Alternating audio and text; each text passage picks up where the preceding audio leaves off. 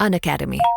बेढंगी आपकी दुनिया का हम ढंग बदलने निकले हैं और कॉपी किताब पेन लेकर और इंटरनेट से हम आपका रंग बदलने निकले हैं। आपके जीवन का रंग बदल देंगे और रंगों से बनता है इंद्रधनुष।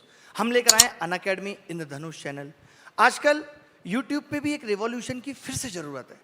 अब सिर्फ पढ़ाना काफ़ी नहीं है, बच्चों में पढ़ाई के लिए जोश भरना, उन्हें ये बताना कि वो कहाँ गलत कर रहे हैं, कहाँ सही कर रहे हैं, उन्हें ये हिम्मत देना कि तेरा कल अच्छा होगा। मैं एक चीज़ कहता हूँ कि ऐसा कोई पतझड़ नहीं जिसके बाद पेड़ों पे पत्तियाँ ना लौटी हों, और ऐसी कोई सड़क नहीं जो शहर को चीरते हुए अपने पते पे ना पहुंची हो, ऐसी कोई रात नहीं जिसके बाद सवेरा ना हुआ हो। तो डर किस बात का है, हिम्मत तो करो, हम आसमान छू सकते हैं। वक्त बदलता है फिर बदलेगा, सारा जहां अपना होगा। तो सब्सक्राइब करें अनअकैडमी इंद्रधनुष को और पहुंचे अपनी मंजिल तक। हम और आप मिलकर आपकी सफलता की इबादत लिखेंगे। अच्छा, मैं क्वेश्चंस पूछना स्टार्ट करूँ? अच्छा सर, क्वांट्स में सबसे पहला क्वेश्चन जो मुझे लगता है स्टूडेंट्स बहुत पूछते हैं कि स्पीड नहीं बन रही है हमारी। हम क्वेश्चन कर तो लेते हैं अगर हमारे पास बहुत टाइम होता है तो, लेकिन जब कम टाइम में वही क्वेश्चन करने की बात होती है तो हम कहीं ना कहीं गलत कर देते हैं, हम नहीं कर पाते। तो आप स्पीड के लिए स्टूडेंट्स को क्या बताना चाहेंगे? हम प्रॉब्लम सबसे बड़ी यही है कि ना, कभी भी कोई भी बच्चा बैंकिंग की तैयारी स्टार्ट करता है और वो किसी से सजेशन लेता है ना, तो सीधा उसको फर्स्ट जो लाइन सुनने को मिलती है उससे, तो वो बोलता है कि अरे बैंकिंग का पेपर क्रैक करने के लिए तो स्पीड बहुत चाहिए होती है। तो मैं सीधा उनको मना करता हूँ ये चीज कि आप स्पीड के पीछे भागो मत, ये इलॉजिकल है स्पीड के पीछे भागना। इसका एग्जांपल भी मैं देता हूँ, बाइक चलानी नहीं आती, तेज चलाने की कोशिश करोगे गिर जाओगे। तो आपका अगर आप प्रायोरिटी करो, सबसे शुरू करता है ना बच्चा, तो आप सोच के देखो कि अगर आपका कॉन्सेप्ट वीक है but you are trying to solve it fast, तो आप क्या करोगे, उसमें कुछ ना कुछ हड़बड़ाते हुए गलती करोगे ही करोगे। तो प्रायोरिटी स्पीड है ही नहीं। प्रायोरिटी है कि आप कॉन्सेप्चुअली अच्छे से बिल्डअप हो जाओ, आप एक्यूरेसी पे काम करो और अपने मेथड्स अच्छे करो। मेन जो आप जैसे आपने बोला ना कि सर सॉल्व तो कर लेते हैं बट स्पीड नहीं आती, सॉल्व कर लेते हैं, स्पीड नहीं आती because of the wrong methods. आप गलत मेथड से सॉल्व कर रहे हो, लेंथी मेथड से सॉल्व कर रहे हो, तो ऑटोमेटिकली आप ज्यादा टाइम लोगे। अगर आपका मेथड अच्छा है और आप रेपिटेटिव उस पर काम कर रहे हो, तो ऑटोमेटिकली क्या होगा, क्वेश्चन पढ़ते ही ना उसके दिमाग में वो थिंकिंग टाइम कम करना है। बेसिकली क्वेश्चन देखते ही क्या सॉल्यूशन होगा, उसको सोचने का टाइम कम तब होगा जब आपकी रेपिटेटिव प्रैक्टिस होगी उस चीज की। और प्रैक्टिस करके अच्छे से कॉन्सेप्चुअल बिल्डअप हो जाएगा, जब कैलकुलेशन स्पीड बेटर हो जाएगी, वो तो प्रैक्टिस के साथ ही होती जाएगी, तो ऑटोमेटिकली वो थिंकिंग वाला टाइम कम हो जाएगा। और जब वो सोचने वाला टाइम कम हो गया, स्पीड अपने आप आ जाएगी। बट क्या कर रहे हैं स्टूडेंट, उल्टा चल रहे हैं। उनको कोई मतलब नहीं है एक्यूरेसी से, उनको मतलब नहीं है कॉन्सेप्चुअल बिल्डिंग से, उनको जल्दी सॉल्व करना है। तो इस वजह से कहाँ वो कॉम्प्रोमाइज कर लेते हैं एक्यूरेसी पे, जिसका कोई फायदा नहीं है। आप 100 के 100 बना के आ जाओ, आधे गलत बनाओगे कोई फायदा नहीं है। तो मेन बात है आप एक्यूरेसी पे, अच्छे मेथड्स पे काम करो, ऑटोमेटिकली विद इन लाइक एक टाइम फ्रेम है, हर एक का अपना होता है। कईयों की 1 महीने में दिखने लग जाती है, कईयों की 1.5, 2, 3 महीने लग जाते हैं, बट दिखती सबकी है इसलिए।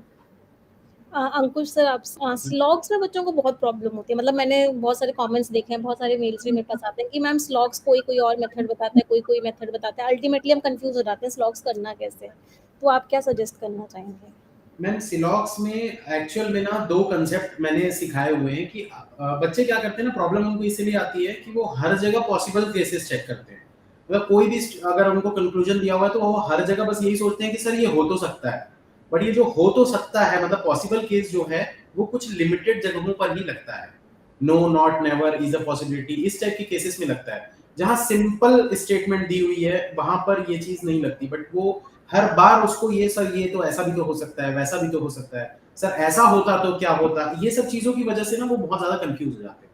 वो बहुत मतलब जितना दिया है उतने पे ही अगर फोकस करें तो सिलोजिज्म बहुत आसान है।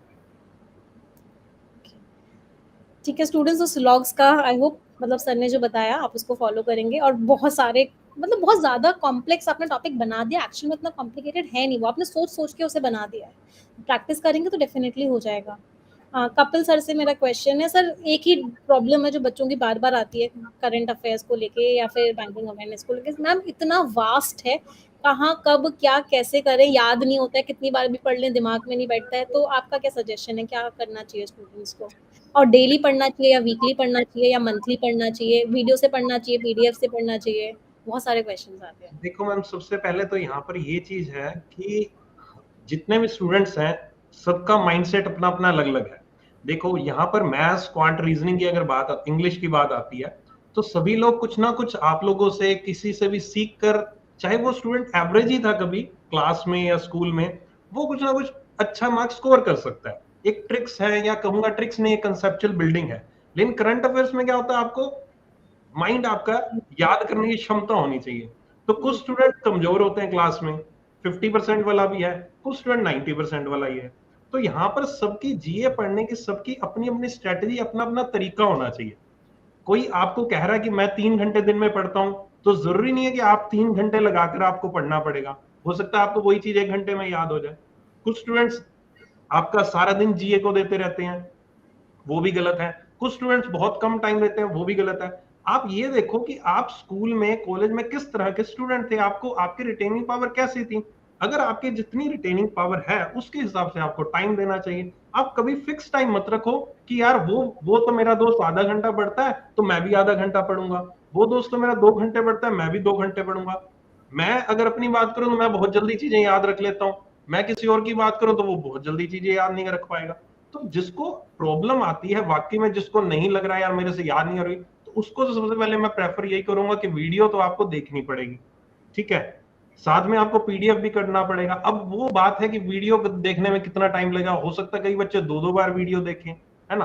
बाकी एक रूटीन बना लो कि डेली तो करना ही करना है, चाहे आप डेली वीडियो से देख रहे हो, चाहे आप डेली पीडीएफ से देख रहे हो, लेकिन डेली का मतलब डेली निकालना है टाइम। टाइम कितना निकालना है वो मैं नहीं बता सकता, वो आपका दिमाग बताएगा आपको।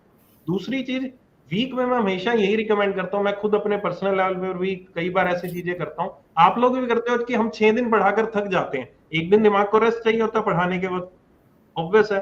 तो उसी तरह से स्टूडेंट का दिमाग भी 6 दिन पढ़ पढ़ के एकदम से वही चीजें कर करके थक जाता है। मैं उनको यही कहता हूँ, बाकी आप लोगों की अपनी सोच है, क्या सोचते हो। मैं ये कहता हूँ कि संडे या मंडे या कोई भी हफ्ते में एक दिन ऐसा रखो जिस दिन आप कोई भी सब्जेक्ट मत टच करो। उस दिन या तो बाकी सब्जेक्ट्स की रिवीजन कर लो कि कोई टॉपिक आपका वीक है क्वांट में, रीजनिंग में, या फिर आप सीए को, करंट अफेयर्स को वीकली बेस पर रिवाइज करो।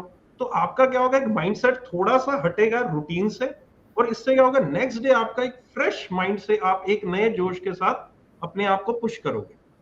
मैं तो अपने टाइम पे बताता हूं, मैं जब तैयारी करता था मैं संडे को पढ़ता ही नहीं था, मैं साफ साफ बोलता हूं, मैंने कहा मैं पढ़ता ही नहीं था। उससे क्या होता था, मुझे ना नेक्स्ट डे मंडे को ये होता था कि यार मैंने संडे को पढ़ाई नहीं की, मैंने माइंड फ्रेश कर लिया, मैं घूमता था, एंजॉय करता था, जो मर्जी सब कुछ किया मैंने अपने पढ़ाई के टाइम पे, सब कुछ किया A to Z, कुछ नहीं छोड़ा कि हाँ नहीं एंटरटेनमेंट बंद कर दिया, नहीं, सब कुछ किया।